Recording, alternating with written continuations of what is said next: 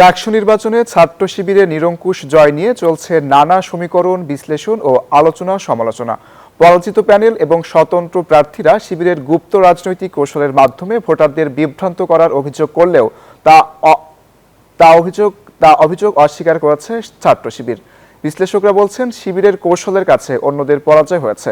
রাজশাহী থেকে মতিউর মর্তুজার পাঠানো তথ্য ও চিত্রের ডেস্ক রিপোর্ট। রাজশাহী বিশ্ববিদ্যালয় কেন্দ্রীয় ছাত্র সংসদ রাকসুতে ছাত্র শিবিরের নিরঙ্কুশ জয়ের পেছনে কোন কোন কৌশল কাজ করেছে আর অন্যদিকে কি ঘাটতি ছিল তা নিয়ে সর্বত্র চলছে নানা আলোচনা ও বিশ্লেষণ। পদ্মা সেতু, মেট্রো রেল এবং এলিভেটেড এক্সপ্রেসওয়ে নির্মাণের গর্বিত অংশীদার বসুন্ধরা সিমেন্ট। ছাত্রদল, বাম সংগঠন ও স্বতন্ত্র প্রার্থীদের দাবি, শিবিরের রাজনীতিতে গুপ্ত কৌশল, বিপুল অর্থ ব্যয়ের কারণে ভোটাররা বিভ্রান্ত ও প্রভাবিত হয়েছে। যদিও এমন অভিযোগ অস্বীকার করে সাংগঠনিক দক্ষতাকেই জয়ের মূল নিয়ামক বলে জানান শিবিরের নেতারা। পিছনে কি হয়েছে সেটা নিয়ে আমরা আসলে না ভেবে সামনে কিভাবে আমাদের ছাত্রবান্ধব কাজগুলো করে এগিয়ে যাওয়া যায়, কিভাবে আমাদের যে রাকসুতে আমাদের যেই পরাজয়টা হয়েছে আমরা সেটি কিভাবে ওভারকাম করব সেটি নিয়ে কিন্তু আমরা আসলে ভাবছি। মানি, মাসেল, মিডিয়া, এই তিনটা বিষয়ের প্রয়োগ কিন্তু এই রাকসু নির্বাচনে ব্যাপকভাবে হয়েছে।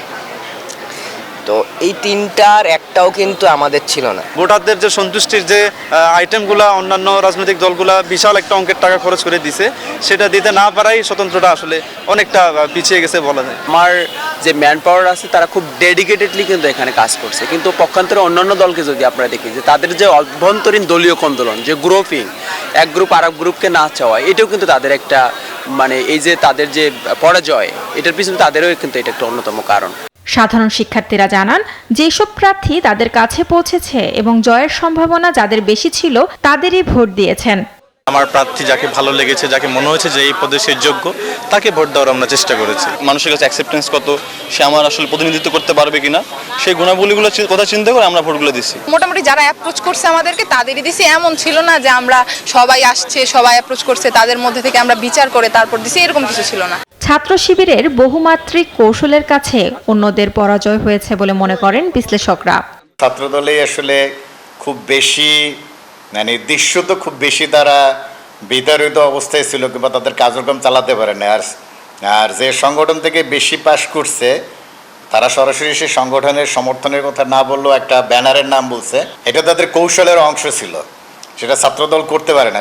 ছাত্রদল এখানে আসলে তাদের কৌশলের কাছে হেরে গেছে। দ্রুত সময়ের মধ্যে রাকসু নির্বাচনের ফলাফল গ্যাজেট আকারে প্রকাশ করে নির্বাচিতদের কাছে দায়িত্ব হস্তান্তর করা হবে বলে জানিয়েছে নির্বাচন কমিশন ও বিশ্ববিদ্যালয় প্রশাসন। Desk report, news 24।